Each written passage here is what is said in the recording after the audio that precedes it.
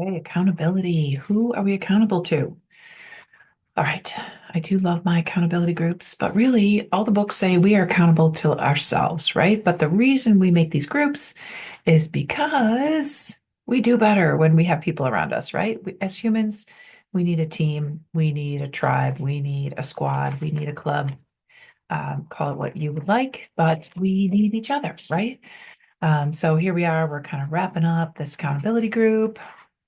Honored that you were with me through it. And to those that are listening, accountability. Why do we wait for others to tell us what to do? That's not the definition of accountability. If you listen to kind of the business leaders that talk about it, they say accountability is being accountable to ourselves, sticking to our own goals.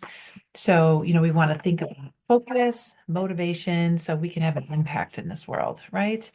So, what is your current focus, and how do we even get focused today? There's so much going on. There's a dog barking.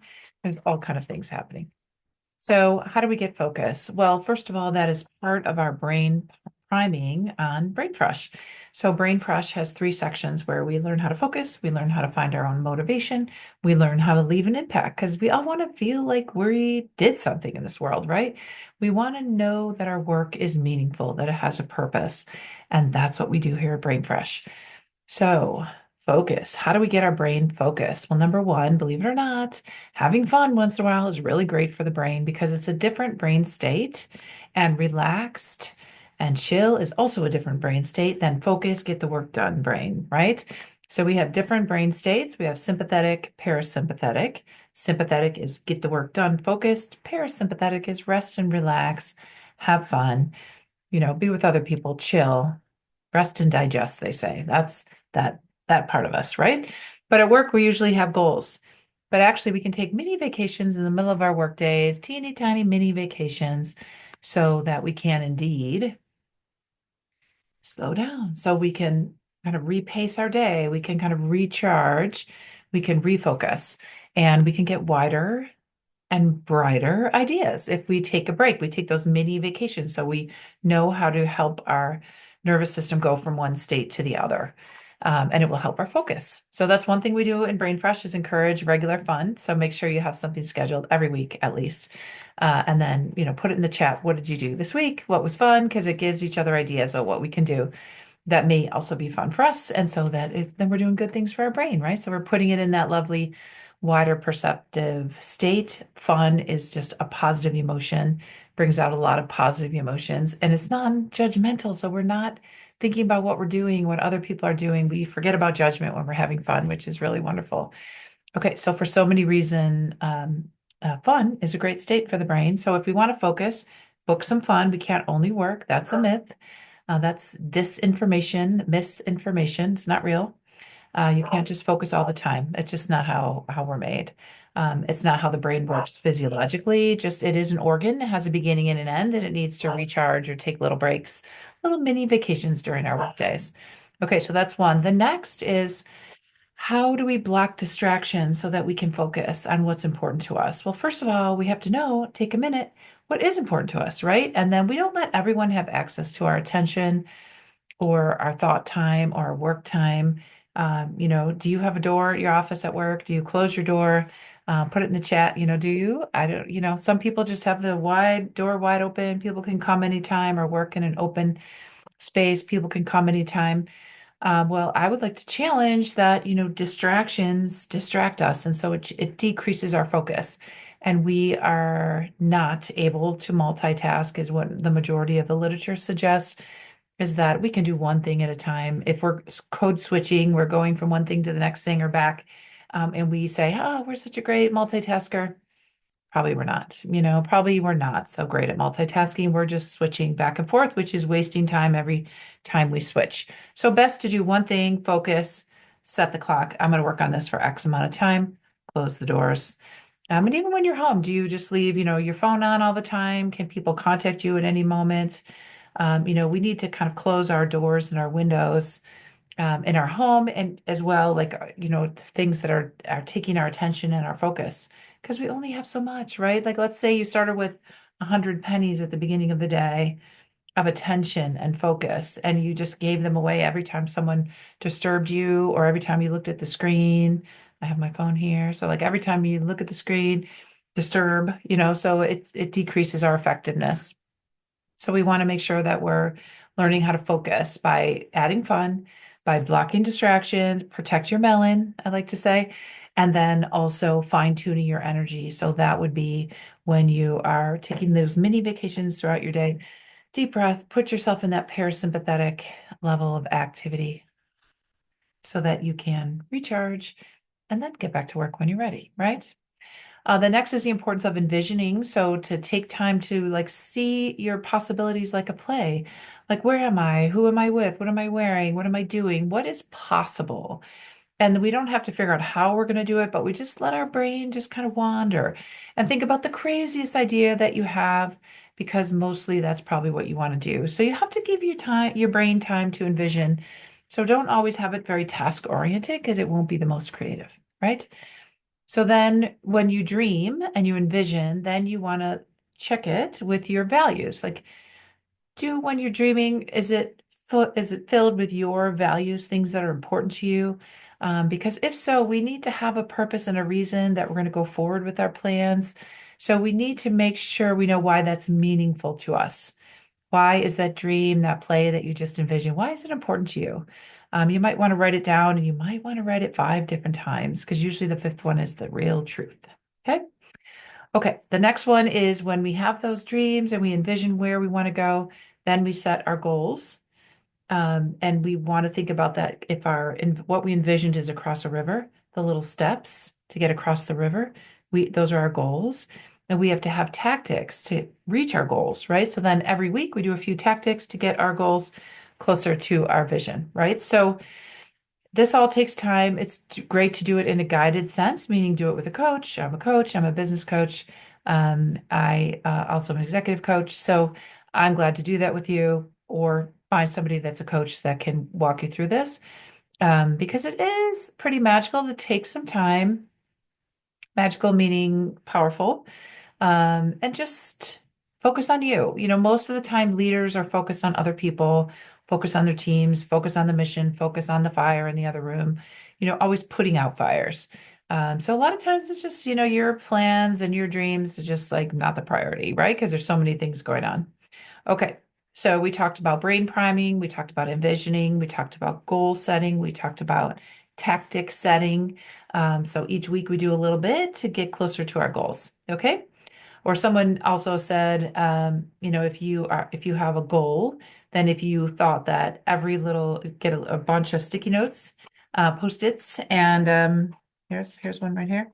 So get a bunch of these, and every little step you have to take to get to that goal, just put a bunch of sticky notes. You'll see those are your tactics. Those are your small actions that you need to take to get closer to the goal, right? Okay. And then the next is impact. So we think like, how can we have impact in this world? What are we doing that can make a difference? How does our work matter? What is the purpose of our work? A great book about this is Simon Sinek, and he says, start with your why. Why is this important to you? So usually when we envision, we also take time to check our values, make sure that we're double checking that these are things that are important to us. Like me, I love innovation. I love community. I love excellence. And I love fun and joy.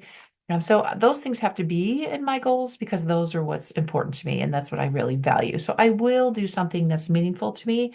We just have to figure out what that is, right? And there's ways to do that. We do that within Brain Fresh. I'm starting a monthly membership called Brain Savvy, and it's ready. It's ready now. The beta version's ready now. We're going to open it fully in 2025. But it's for leaders, high-level leaders who really want that precision in their leadership, and they do want to take some time for themselves, because as a leader, the more you grow as you're in yourself in your own personal and professional development, that you can share it with your team. So it's always worth taking the time to grow personally. It does take time, right? It takes time and energy, but I like to give it to you in a very succinct, savvy way and explain the neuroscience of professional and personal development. So in Brain Savvy, we have quarterly events where we're going to do our holistic planning so we can make sure that we are talking about ourselves as whole people and that we're reaching all our goals as a whole person, not just work, because we are more than just work. Um, and then every week, we're going to have little bite-sized lessons and checklists so we can make sure that we are doing our brain savvy actions, right? So that we can get that focus, that energy, that motivation, so we can leave an impact and help our team leave an impact. And then monthly, there will be master classes that will you'll have full access to all of this. Okay, so that's Brain Savvy. I love to interpret the neuroscience research on leadership and just make it very understandable and even fun because I think it's okay to have fun while we're learning because we actually will remember more, right? If we have that joyful emotion. I mean, life is not all jokey fun, but we do like to keep it in the positive emotional sense. Here at Brain Savvy, meaning hopeful. We're in awe of something. We are joyful. It doesn't mean we don't have negative emotions. We do, but we like to keep a balance of positive emotions because that will give us motivation. We know that. So once we know these neuroscience insights and we know how to live them, we just become more savvy. We know we don't have to waste our time. We're just focused, right? And then we know how to find motivation and we know how to leave an impact in our community. So back to impact. So first thing is we want to make sure that we're expanding our support. So that's part of Brain Savvy is we'll have accountability groups and we'll have craft, days once a month too, just for fun. And we're going to learn how to set our rituals as leaders. And so we want to make sure, there's a classic HBR article that says we need to think about our actions almost like high level athletes in that we set rituals, we dissect our days, we're really savvy with our time and energy. So we set physical rituals, cognitive rituals, emotional rituals, service rituals. They're set, they're rituals. They don't budge, those are really important to us. Those go in first, like that, story about put your large glass balls in first. Those are the really important things.